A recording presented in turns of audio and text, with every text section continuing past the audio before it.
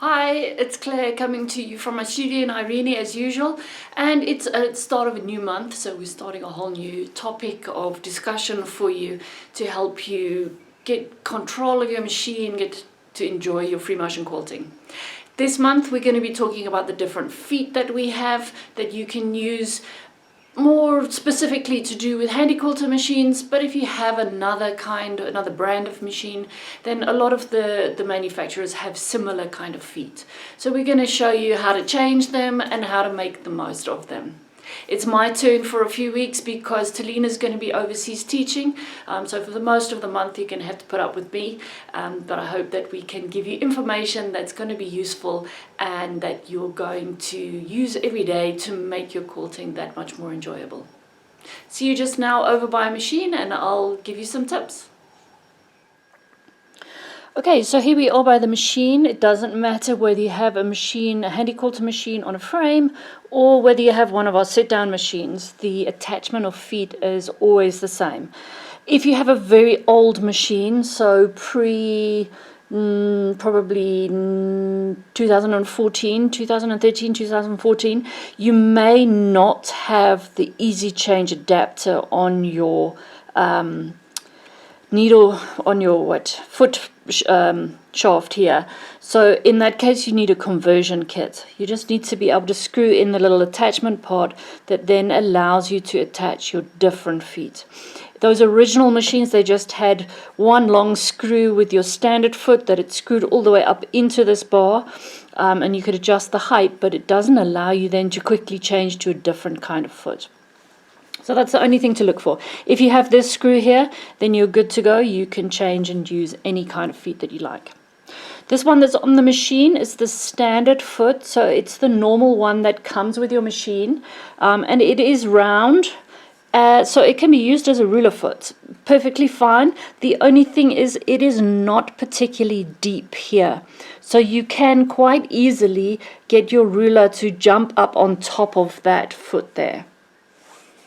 So if I bring this ruler in here, you can see it can jump up reasonably easily on there, especially if you've got quite a puffy batting. So if you're using a wool batting or a double batting, it's really, really easy for that extra loft to just push your ruler up underneath here, and then your needle is going to try and quilt through the ruler, which is not going to be a very good thing. Okay, so you might want to consider then buying the Surefoot, which is our ruler foot, and you can see it is significantly deeper. So then once it is on the machine, it's much more difficult to get that ruler up here. So let's just go through how you change the feet. You will have this little L-shaped Allen key, or you may have one of these really fancy ones with the handle on. They're both the same size. The little L-shaped one I like to just keep on the magnet on the side of my Amora that I know it's at hand. This one I have to go and hunt for. So you're going to unscrew, and you don't have to take that screw all the way out, but it has to come out far enough that the foot can then drop off.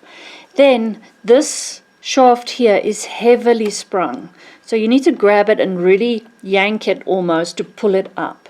Don't hold it by the foot necessarily, hold by the shank, and then the foot will fall out. Just watch then, the needle is exposed. You don't want to catch your hands on that. Take your replacement foot that you want to put in and tip it underneath, lift that shaft and drop it down. Once you've got it on, just keep your finger underneath here to make sure that it's pushed to the top. I'm not sure if you can see that. See, there's a little bit of play here. You want it pushed as up as far as it'll go, and then you're just going to tighten it again. I know if my hand is in the way, I'm trying hard not to. Okay, so that's how you would replace any of the feet. With this one now, with the Surefoot, you can see I've got much more area here that it's going to be much more difficult for my ruler to hop up on top of it. So that's a really good foot to have. The other one that I want to show you today is the Echo feet. Now, I have an old set. Let's try and get it in a place where you can see. I have an old set, and they came in different colors. So the different sizes of Echo feet were different colors. So there was blue and pink and green. So it's 3/8 of an inch, 1/2 an inch, and 3/4 of an inch. The newer sets now, they are Where can you see it? Clear plastic. Exactly the same principle. They give you 3/8 of an inch, half an inch, and a 3/4 inch. You just want to be a little bit careful with these ones when you tighten that screw that you don't crack the plastic. So yes, you have to tighten it enough to hold the foot in place, but you don't want to tighten it so much that you actually break that plastic. They're the same thing. So with these ones, they're really great. You can extend your rulers, you can echo shapes freehand, you can do all kinds of stuff. So if I have a stitching line, say an applique, and I want a 3/4 of an inch echo, I can use this foot. And then by running the foot along the edge of the applique, I'm actually going to stitch that 3/8 of an inch away. Depending on the foot that you choose, you'll get those different spacings. When I say you can extend the use of rulers, think of a circle. You may only have whole inches, so a 4-inch, a 5-inch, a 6-inch circle, but you want it to the circles that you want to quilt to be that little bit bigger. You could use the 3/8 of an inch, so then you would have, say, a 4 3/8 of an inch circle. Or if you use the 1/2 inch one, you'd have a 4 1/2 inch circle. So these are nice and deep, so they're like the Surefoot. You can use your rulers with them, and they're going to give you extra scope with the rulers that you've got.